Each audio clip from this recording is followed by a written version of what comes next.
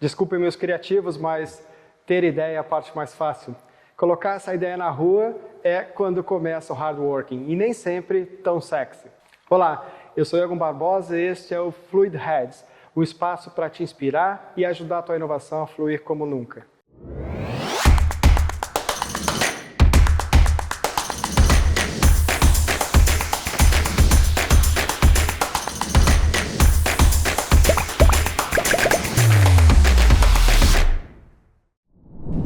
E hoje vamos falar sobre o processo de inovar. Como é que se vai da ideia até o impacto real nos negócios.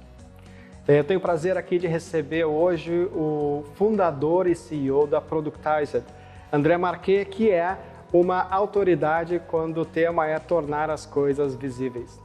Da tua experiência, André, como é que tu tem visto essa transição? Tu que já teve também em corporates, em outras grandes empresas, como é que tu vês essa transição acontecer? Uma parte significativa do trabalho que nós fazemos com o Productize é o Inspiring, essa é a primeira vertente. É por isso que nós organizamos muitas talks, muitos meetups dentro da empresa.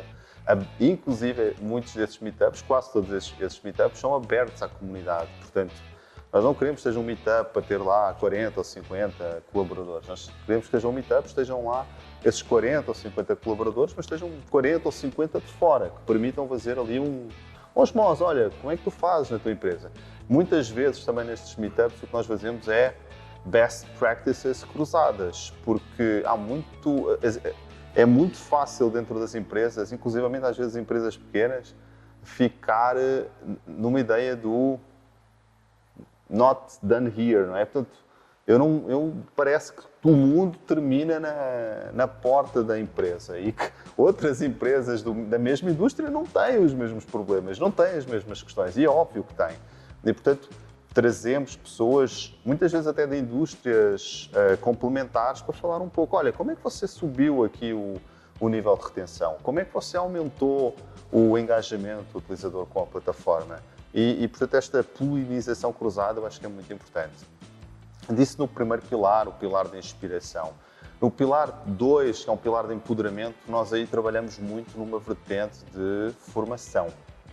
E a gestão de produto é uma área que ainda é relativamente nova aqui na Europa. Portanto, havia muitas pessoas que faziam, se calhar, gestão de produto, mas chamavam-lhe gestor de produto, ou chamavam-lhe gestor de projeto, ou chamavam-lhe até, à falta de melhor nome, gestor de inovação. Quando a prática aquilo que eles faziam já era gestão de produto e muitas vezes gestão de produto digital. Então nós aí temos um programa com as universidades aqui em Lisboa, a Faculdade Católica de Lisboa e com o Instituto Superior Técnico, em que damos formação avançada para quadros executivos na área de gestão de produto. Isso, no fundo, ajuda a criar aqui uma prática de empoderamento, porque realmente a pessoa, de repente, sente-se Product Manager porque tem uma chancela académica de uma instituição, enfim, bastante acreditada aqui no mercado em Portugal. E depois a terceira fase me parece bastante mais complexa de trabalho, em que aí penso que as abordagens tradicionais podem não ser tão eficazes, não é? Eu não sei se pela tua experiência algo que funcione melhor. Eu acho que é isso.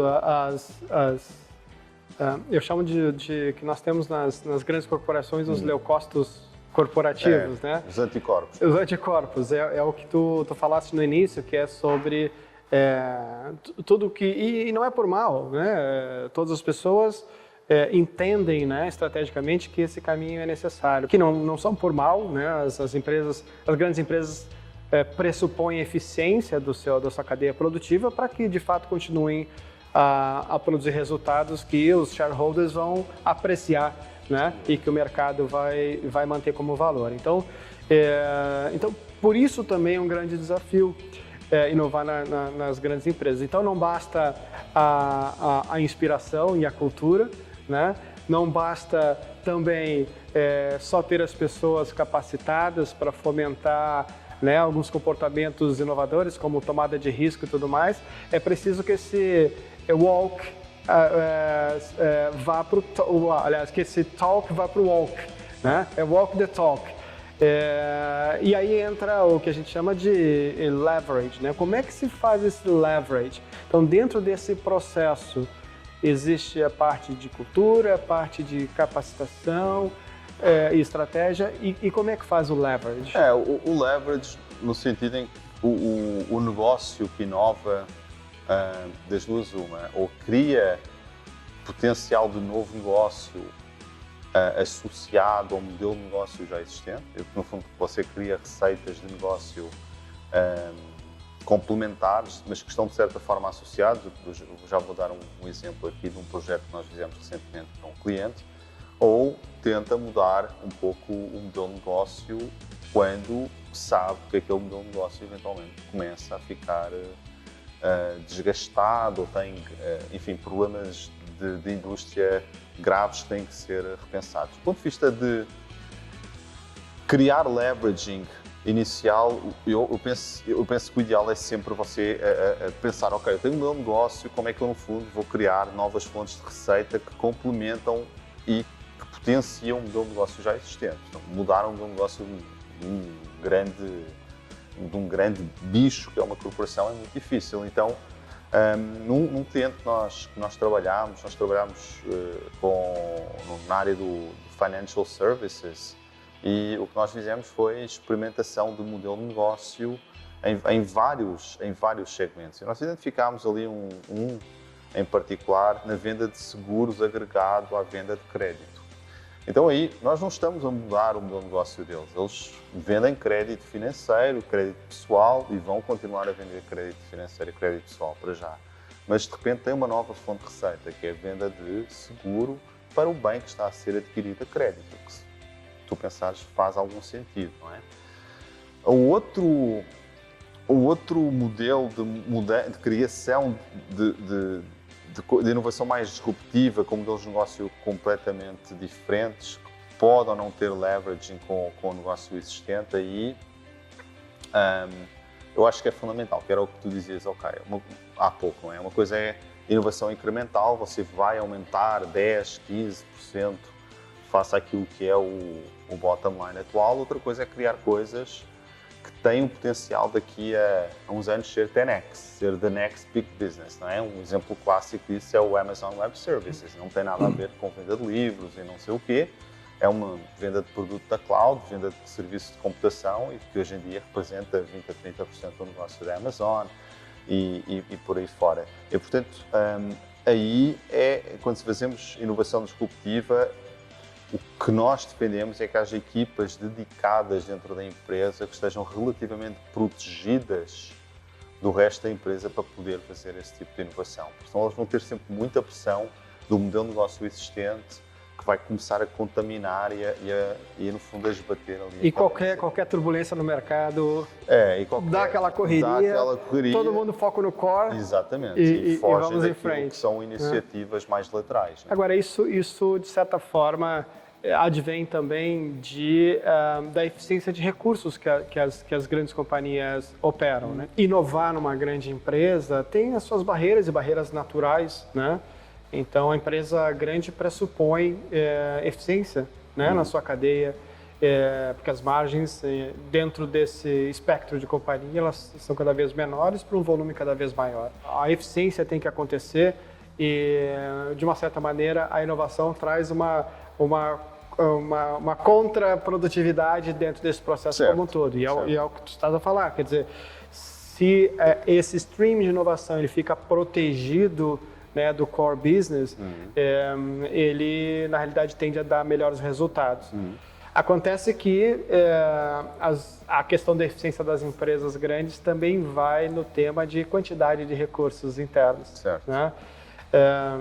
E aí, de fato, tem uma equalização aí entre o quanto se pode deixar um stream protegido para a inovação e o quanto, de fato, enfim, esse core business acaba absorvendo esses recursos a depender enfim, do que acontece no mercado. Né? Uma turbulência qualquer, volta-se todo mundo para o core business. Não é? E, naturalmente, a inovação traz um elemento contraproducente. Né? Como equilibrar, na realidade,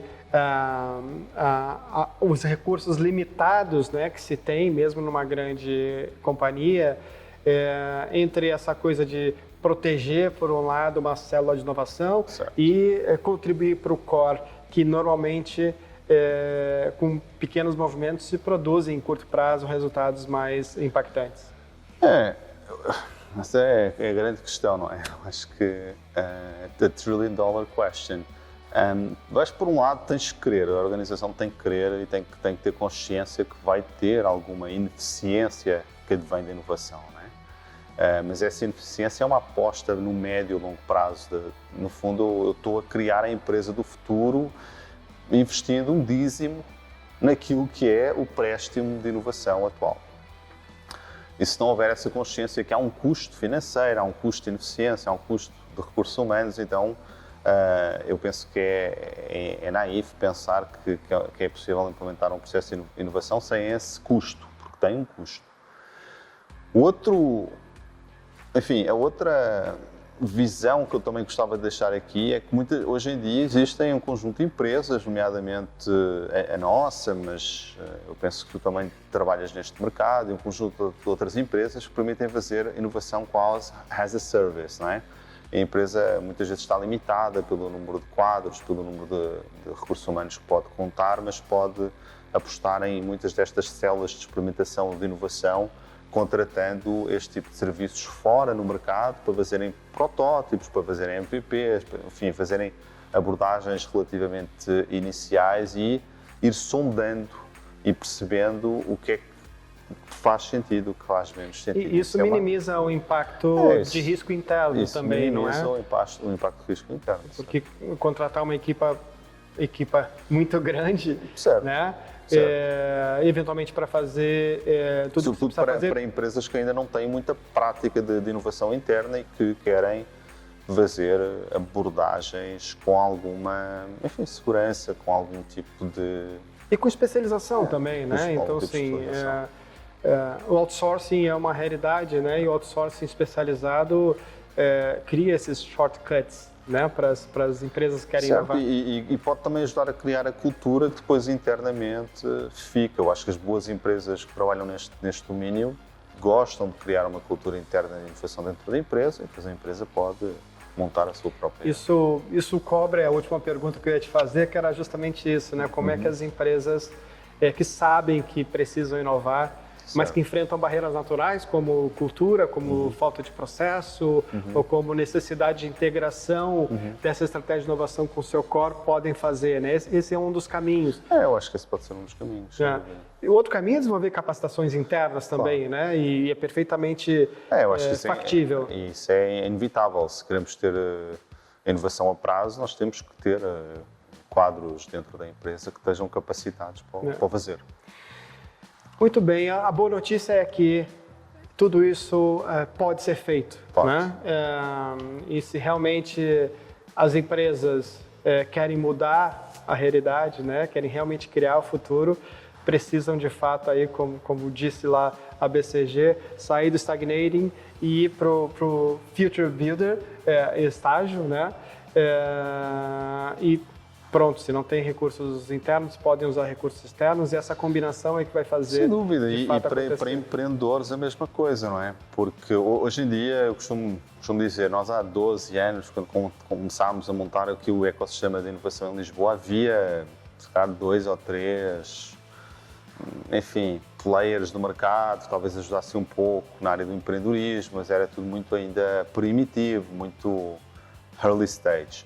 Hoje em dia existem centenas de programas de aceleração para todos os verticais.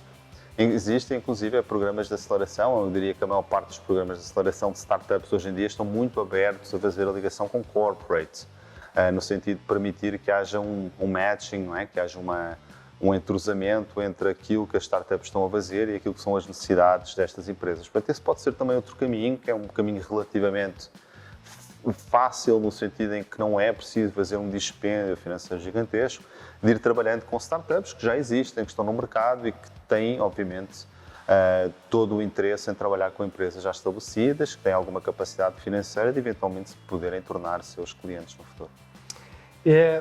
Muito bem, e acho que o André comentou um tema aqui que é muito interessante, né? A origem da construção do ecossistema. Então, esse ecossistema de Portugal, né? Que todo mundo vem aqui visitar muitas vezes, muitas missões vêm até aqui visitar. Verdade. Esse é um dos caras que ajudou a criar esse ecossistema, né? Então a gente está aqui. Sim, it's a team effort, um trabalho de equipa com muita gente envolvida. Né? Claro, tem governo, tem todas as entidades, tem todas as empresas, mas... A palavra ecossistema é isso mesmo, não é? Um ecossistema é toda uma complexidade de atores pequeninos, grandes, médios que trabalham de forma sinergética num determinado sistema e que depois se complementam. E é dessa complementaridade que de facto surgem os ecossistemas mais vivos, mais fortes, mais dinâmicos. Muito bom, André.